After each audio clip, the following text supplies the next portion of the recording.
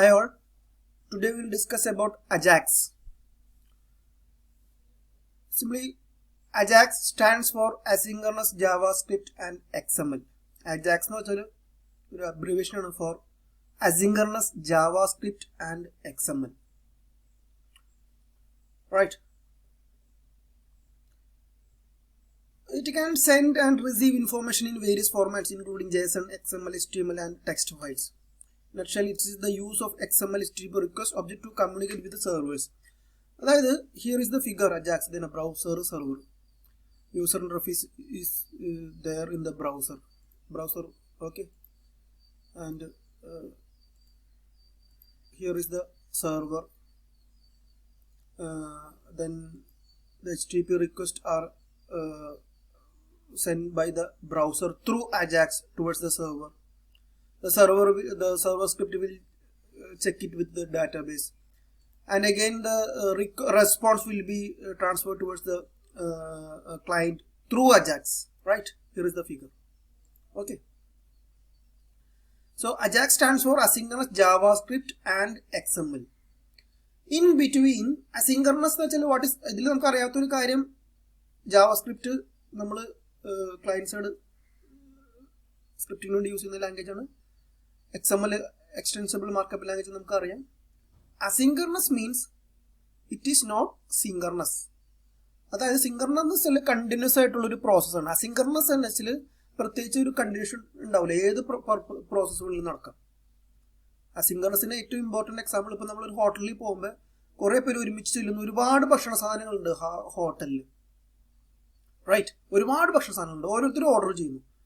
Order evening chapati ordering masala dosha ordering masala dosha ordering endakittu venam tharanayittu appo samayam edukkum chila alkar just oru chaya maatrana order cheyyunu appo order cheyda order ആയിരിക്കില്ല supply ചെയ്യുന്നത് എന്താണ് ആദ്യം അവിടെ available ഇപ്പോ ചായ അവിടെ ചിലപ്പോൾ available ആയിരിക്കും അല്ലെങ്കിൽ ഒരു സ്നാക്സ് അവൈലബിൾ ആയിരിക്കും അത് പെട്ടെന്ന് നമുക്ക് കിട്ടും മസാല ദോശ ആകുമ്പോൾ നമ്മൾ വെയിറ്റ് ചെയ്യേണ്ടി വരും അങ്ങനെ ഓർഡർ ചെയ്തത് ഇതിലല്ല നമുക്ക് സപ്ലൈ കിട്ടാം എന്തൊക്കെ ഉണ്ടോ അപ്പോൾ എല്ലാവർക്കും സപ്ലൈ കിട്ടും പക്ഷേ ഇറ്റ് വിൽ ടേക്ക് ടൈം ഓരോ റിക്വസ്റ്റ് അനുസരിച്ച് പക്ഷെ എല്ലാവർക്കും എല്ലാം കിട്ടുകയും ചെയ്യും ഒരേ പേരുണ്ട് അവിടെ ഒരു ഹോട്ടലിൽ സപ്ലൈസ് ഒരുപാട് പേരുണ്ട് ഒത്തിരി ഭക്ഷണ സാധനങ്ങളുണ്ട് ഒരുപാട് ആളുകൾ അറ്റ് എ ടൈം വരാം അതേപോലെ തന്നെയാണ് നമ്മുടെ സൈറ്റും ഒത്തിരി റിക്വസ്റ്റ് അറ്റ് എ ടൈം വരുന്നു എന്നാൽ ഓരോ റിക്വസ്റ്റിനും അതിൻ്റെ അവൈലബിലിറ്റി അപ്പോൾ എല്ലാ റിക്വസ്റ്റും കൃത്യമായിട്ട് എന്ത് ചെയ്യുന്നു സെർവർ റെസ്പോണ്ട് ചെയ്യുന്നു ഓക്കെ ഇതിന് സപ്പോർട്ട് ചെയ്യുന്ന മെക്കാനിസമാണ് അജാക്സ് എന്ന് പറയുന്നത് ഓക്കെ നമ്മളിപ്പോൾ ഫേസ്ബുക്കിലോ യൂട്യൂബിലോ കയറി ഒരു വീഡിയോ ലൈക്ക് ചെയ്യുമ്പോൾ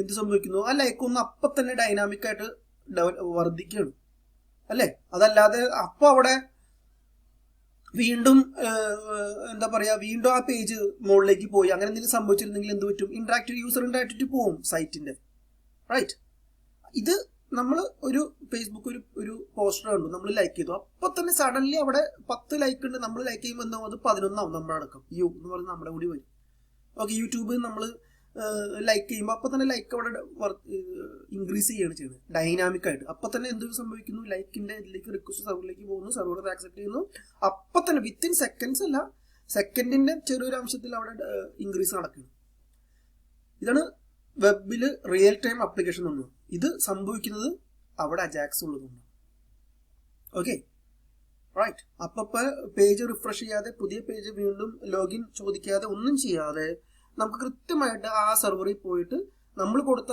റിക്വസ്റ്റിന്റെ റെസ്പോൺസ് നമ്മൾ കൊടുത്ത റിക്വസ്റ്റ് ആണത് നമ്മളൊരു പോസ്റ്റ് ഫേസ്ബുക്കിൽ കയറി ലൈക്ക് ചെയ്യുമ്പോൾ നമ്മൾ റിക്വസ്റ്റ് ചെയ്യണം ഈ വേറെ ആളുടെ പോസ്റ്റ് നമ്മൾ ലൈക്ക് ചെയ്യാനുള്ള റിക്വസ്റ്റ് നമ്മളത് ലൈക്ക് ചെയ്തു എന്നുള്ളൊരു റിക്വസ്റ്റ് കമാൻഡ് നമ്മൾ കൊടുക്കുകയാണ് അത് ക്വിക്ക് റെക്കഗ്നൈസ് ചെയ്തിട്ട് അതെന്ത് ചെയ്യുന്നു സെർവറിൽ പോയിട്ട് ആ ഒരു ലൈക്ക് ആ പോസ്റ്റിന് കറസ്പോണ്ടിങ് പോസ്റ്റിന് ഒരു ലൈക്ക് ഇൻക്രീസ് ആവണം റൈറ്റ് ഇതൊക്കെ വിത്തിൻ സെക്കൻഡിന് ചെറിയൊരു അംശത്തിൽ നടക്കുകയാണ് ഡൈനാമിക്കായിട്ട് ഓക്കെ നമ്മളൊരു പേജ് ഫില്ല് ചെയ്യുമ്പോൾ ഒരു ഫോം ഫില്ലപ്പ് ചെയ്യുമ്പോൾ അത് റിക്വസ്റ്റ് പോയിട്ട് അപ്പം തന്നെ അതിൻ്റെ റെസ്പോൺസ് വരികയാണ് ആ സമയത്ത് ഇത് മുഴുവൻ ഇത് റിഫ്രഷ് ആയി പോയി വീണ്ടും പുതിയ പേജ് വന്നിരുന്നെങ്കിൽ അത് നമുക്ക് യൂസർ ഇൻട്രാക്ടിവിറ്റി പോകും റൈറ്റ് ലോഗിൻ കൊടുക്കുമ്പോൾ നമ്മൾ ഈ ജിമെയിൽ ലോഗിൻ കൊടുക്കുമ്പോൾ യൂസർ നെയിം കൊടുത്ത് പാസ്വേഡ് കൊടുത്തു ലോഗിൻ കൊടുക്കുമ്പോൾ അപ്പം തന്നെ പോയി ചെക്ക് ചെയ്തിട്ട് ലോഗിൻ ആവുകയാണ് റൈറ്റ് ഇതൊക്കെ നടക്കുന്നത് വിത്തിൻ സെക്കൻഡ്സ് ആണ് ഇങ്ങനെ കൃത്യമായിട്ട് ഡൈനാമിക് ആയിട്ട് നമ്മൾ കൊടുക്കുന്ന റിക്വസ്റ്റ് പേജ് റിഫ്രഷ് ആവാതെ ബാക്കിലേക്ക് പോവാതെ അല്ലെങ്കിൽ ടോപ്പിലേക്ക് പോകാതെ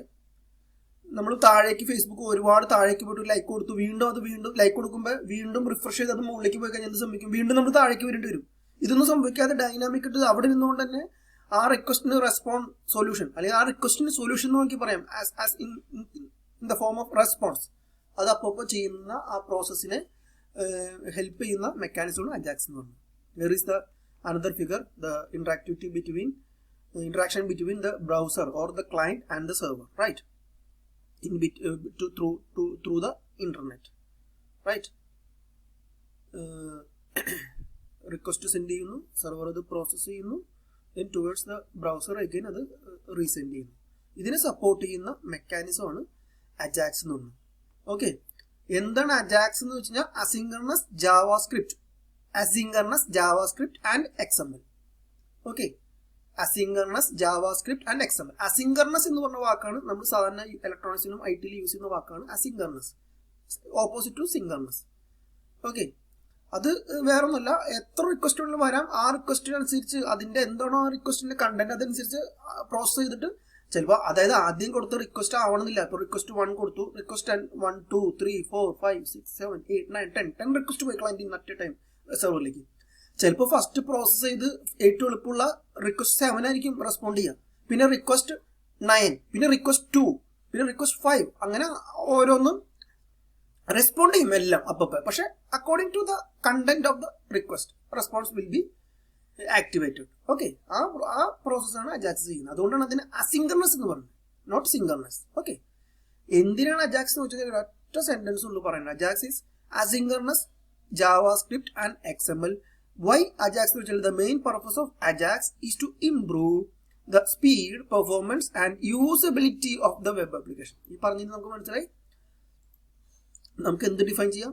അജാക്സ് നമ്മൾ അവിടെ എക്സിസ്റ്റ് ചെയ്യുന്നത്, the main purpose of Ajax is to improve the speed, performance and usability of web application. ഇതിനാണ് അജാക്സ് നിലനിൽക്കുന്നത്. The main purpose of Ajax is to improve the speed, performance and usability of all the web application.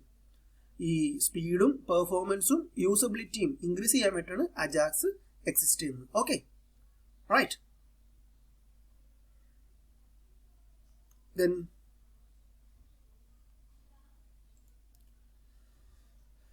Right, അജാക്സിന്റെ definition ചില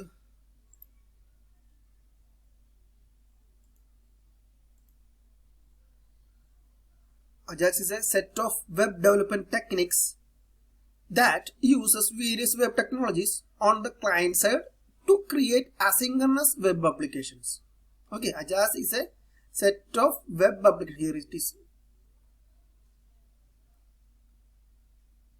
Ajax is a set of web development techniques that uses various web technologies on the client side to create asynchronous web applications. Okay, അത് ഏതുകൊണ്ട് use ചെയ്യാം. JavaScript Ajax ഉണ്ട്, PHP Ajax ഉണ്ട്, JSON Ajax ഉണ്ട്. ഒരു പല രീതിയിലുള്ള ഏത് ടെക്നോളജിയാണ് നമ്മൾ യൂസ് ചെയ്യുന്നത് വെബ് ഡെവലപ്മെന്റ്, ആ ടെക്നോളജിനെല്ലാം അതിൻ്റെതായ അജാക്സ് ഉണ്ട്. ഓക്കെ, എന്തിന്?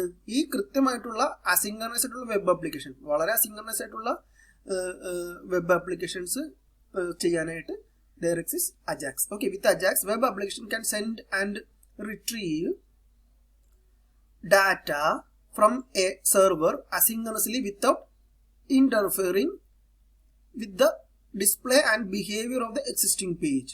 Okay, അടുത്ത point. With Ajax, web applications can send and retrieve data from a server asynchronously without interfering with the display and behavior of the existing page. അതാണ് important point. അതാണ് നമ്മൾ പറഞ്ഞത് user activity എന്ന് പറഞ്ഞു. ആ പറഞ്ഞ പോയിന്റ് ഇതിലുണ്ട്. നമ്മൾ ഇപ്പൊ യൂട്യൂബ് വീഡിയോ കണ്ട് ലൈക്ക് ചെയ്യുന്നു, ലൈക്ക് കൊടുക്കുമ്പോൾ തന്നെ നിങ്ങൾക്ക് അറിയാം, കൊടുത്തു കഴിഞ്ഞ് നമ്മൾ ആ മൗസ് ക്ലിക്ക് ഇങ്ങനെ മൗസ് പോയിന്റർ എടുക്കുന്നതിന് മുമ്പ് 123 ലൈക്ക് ഉണ്ടായത് എന്താവും? 124 ആണ് അല്ലേ? ഇപ്പോ ഫേസ്ബുക്ക് പേജിലേക്ക് കയറി നമ്മൾ ലൈക്ക് ചെയ്യുന്നതിന് അപ്പൊ തന്നെ വിത്തിൻ സെക്കൻഡ് നമ്മൾ പേജ് എവിടേക്ക് മുകളിലേക്ക് പോകില്ല, റിഫ്രഷ് ആവില്ല, ഒന്നും ആവില്ല. ഫേസ്ബുക്കിൽ കയറി നമ്മൾ ലൈക്ക് കൊടുക്കുമ്പോൾ തന്നെ എന്ത് സംഭവിക്കുന്നു? അപ്പൊ തന്നെ ലൈക്ക് ഒന്ന് നമ്മുടെ പേരും വരും, അവിടെ യു എന്ന് പറഞ്ഞിട്ട് വരും. അവര് നോക്കുമ്പോഴോ നമ്മുടെ പേര് കാണും. നമ്മൾ നോക്കുമ്പോൾ അവിടെ യു, ലൈക്കിന്റെ അവിടെ യു എന്ന് കൂടി വരും. പിന്നെ ആരൊക്കെ ലൈക്ക് ചെയ്തെന്ന് അവിടെ ഉണ്ടാവും ഡൈനാമിക് ആയിട്ട്. ഇത് സംഭവിക്കുന്നത് അജാക്സ് ഉള്ളതുകൊണ്ടാണ്. ആ പ്രോപ്പർട്ടീനാണ് ഇത് ഇവിടെ ഇങ്ങനെ എക്സ്പ്ലെയിൻ ചെയ്തത്. With Ajax web applications can send and retrieve data from a server asynchronously without interfering with the display and behavior of the existing page. Without interfering with the display and behavior of the existing web page. Existing web പേജിന്റെ ഡിസ്പ്ലേനോ ബിഹേവിയറിനോ ഒന്നും ബാധിക്കാതെ കൃത്യമായിട്ട് asynchronous ആയിട്ട് എന്ത് ചെയ്യുന്നു, കൃത്യമായിട്ടുള്ള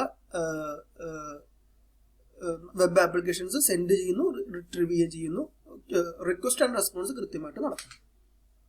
okay, for that purpose we are utilising Ajax. അപ്പൊ Ajax ഇല്ലെങ്കിൽ എന്ത് സംഭവിച്ചാണ്?